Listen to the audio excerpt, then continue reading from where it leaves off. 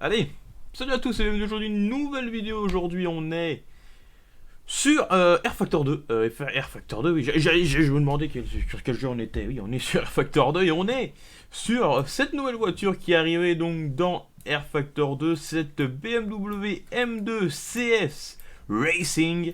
Alors, honnêtement, j'aime beaucoup BMW, hein, pour être honnête avec vous, et c'est vrai que cette petite M2, elle a de la gueule, quoi. Vraiment, elle a de la gueule. Elle est vraiment agressive, vraiment super jolie. C'est pas du tout ça que je voulais faire. Et donc, on va voir un petit peu ensemble ce qu'elle donne. Alors, pour tout vous dire, vraiment, pour être honnête avec vous, j'ai fait le tour du circuit. Et donc là, vous voyez, il y a le droite, c'est le dernier virage avant l'épingle qui ramène à la ligne droite. Donc, j'ai juste fait, on va dire, 80% du circuit pour voir un petit peu ce qu'elle valait. Et on va découvrir ensemble du coup, justement, qu'est-ce qu'elle vaut. Allez, on se met en vue intérieure et c'est parti. On va regarder qu'il n'y a personne derrière. Non, il n'y a personne derrière. Donc cette petite BMW M2 CS, la M2, c'est une voiture, si vous regardez la gueule, ça fait un bon moment qu'elle existe cette voiture. C'est juste que là, cette version, elle est un peu modifiée avec une nouvelle calandre à l'avant. Et c'est vrai que elle a vraiment de la gueule. Et on va voir un petit peu ce que ça donne niveau plaisir de conduite. Alors ça a pas beaucoup de chevaux, on est d'accord. Je pense que ça va avoir 300 chevaux. Bon là ça tremble de partout. On dit pas qu'on va la casser. On a failli la casser d'entrée. Mais vraiment assez plaisant. Vraiment sur ce circuit de Sebring forcément ça bouge un peu, hein, pour être honnête avec vous.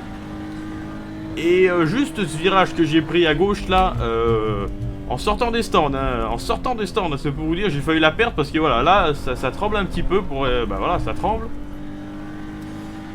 Au niveau de la sonorisation, vous voyez que on a un beau son. Je trouve que vraiment on a un beau son de moteur, assez rock. Alors qu'ici, j'aurais peut-être dû vous mettre encore une fois l'animation du volant. C'est vrai que personnellement, j'aime pas avoir le volant devant moi. Mais pour vous, ça aurait été sympa quand même de voir un peu qu'est-ce que je fais avec la voiture.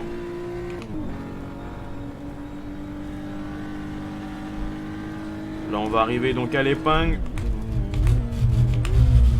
Alors là, le bruit, c'est le volant. C'est-à-dire qu'à chaque fois que je freine, je tape dans l'ABS. Et l'ABS fait trembler la voiture. C'est assez hallucinant. Et du coup, le volant tremble comme pas possible. On va se mettre en vue extérieure, voilà, pour que vous puissiez un petit peu admirer. Vraiment, elle est jolie, hein, vraiment. La peinture BM, comme d'habitude, moi je trouve ça vraiment super beau. Ce blanc avec ce noir mat et ces bandes bleues, bleu clair et rouge. Je trouve ça vraiment joli. Et on va se remettre en vue intérieure.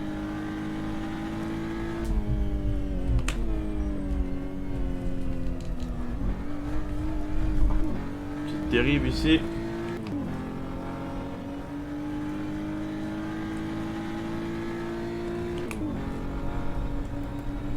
On va éteindre les phares.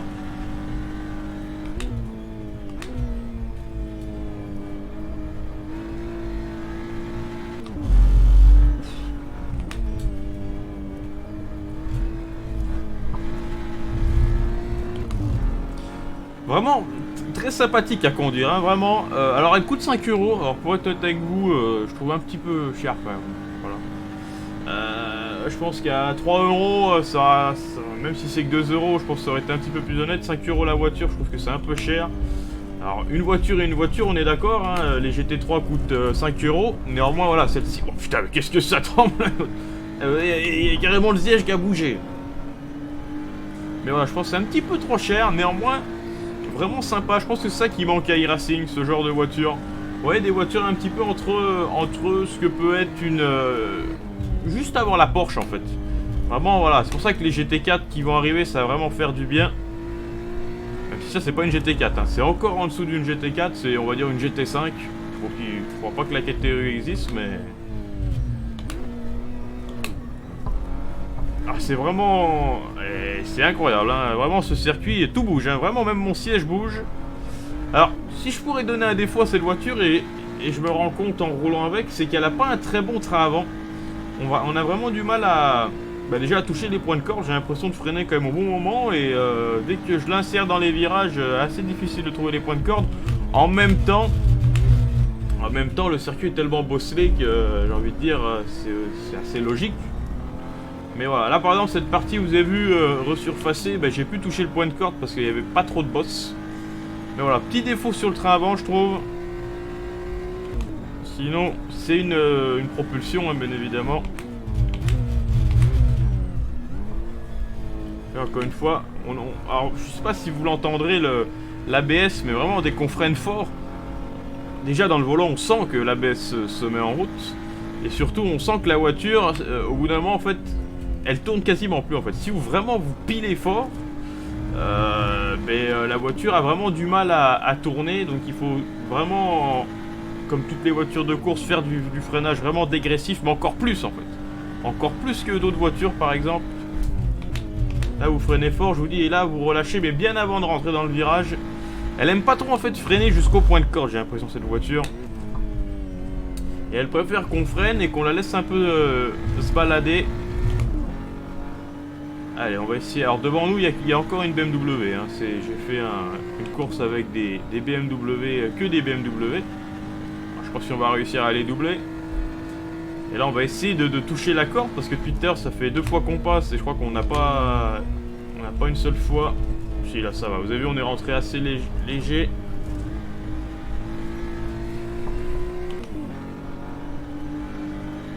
On va raser le mur.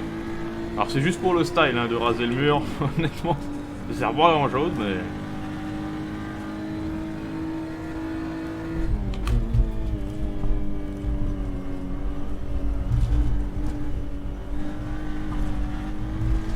Aïe aïe aïe aïe aïe. Vraiment plaisant, vraiment plaisant. Certes, il n'y a vraiment pas un bon train avant, je trouve, mais... Je vous dis, c'est pas une Porsche Cup, hein. Une Porsche Cup ça a 500 chevaux et ça glisse de partout. Là, c'est un petit peu plus, ça a le cul qui est un petit peu plus assis au sol. Mais c'est vrai qu'il y a, ouais, le train avant est pas incroyable, mais pour des bagarres un petit peu en close racing, c'est intéressant. Maintenant, à voir l'intérêt que cette voiture a à faire dans R Factor 2, apparaître une promotion de BMW. Je pense que ça aurait été plus utile hein, de mettre la M4 GT4. Comme ça aurait amené un petit peu plus de voitures dans le futur, notamment peut-être la Porsche Cayman, une McLaren 577 GT4. Là, je pense que cette voiture, elle est un peu solo dans sa catégorie. Donc, à part pour faire un petit peu de track day, je vois pas trop vraiment si cette voiture est nécessaire à l'achat. Mais néanmoins, voilà, elle est sympa à conduire, vraiment.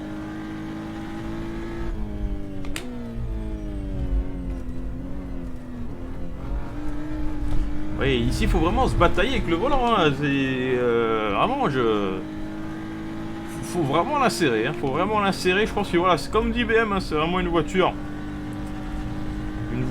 pour commencer un peu la compétition, tout simplement. Hein. C'est une voiture vraiment accessible. Je crois que c'est 80 000 euros. Est-ce que c'est cher? Oui, bien évidemment. Mais pour se faire un petit peu plaisir les week-ends de course, pour ceux qui ont les moyens, je pense que c'est vraiment très bonne voiture. À titre de comparaison, une GT3 c'est plus vers les 400 000 euros. Et la plus chère des GT3, je crois que c'est la Ferrari 488 qui est quasiment au-dessus des 500 000, si c'est pas plus des 600 000, pour vous dire.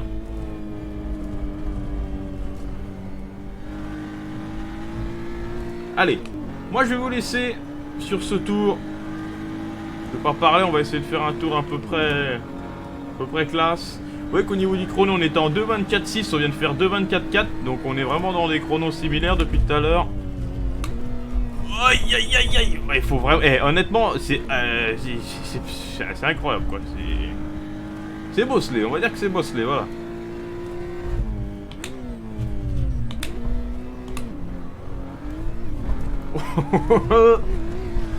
Aïe aïe aïe aïe aïe aïe aïe.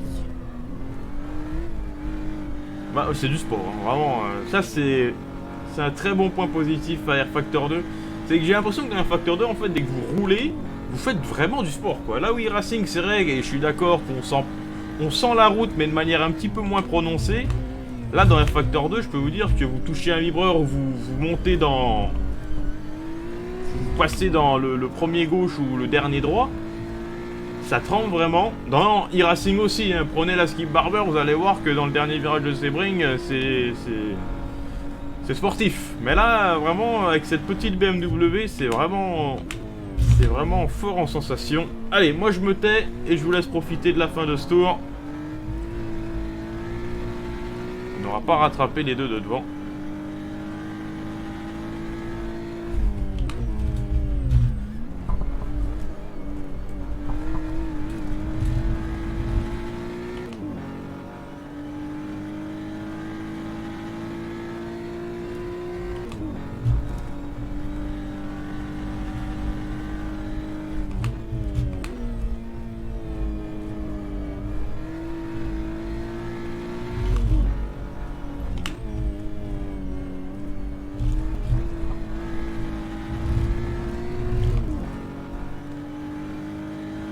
Moi je mets du frein sur l'arrière dès que la vidéo se finit. C'est peut-être plus simple.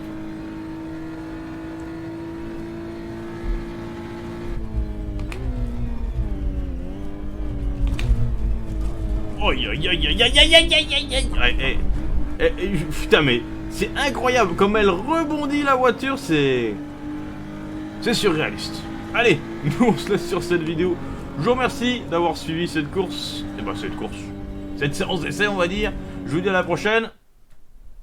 Bah je crois qu'on dit ciao ciao. Allez ciao ciao.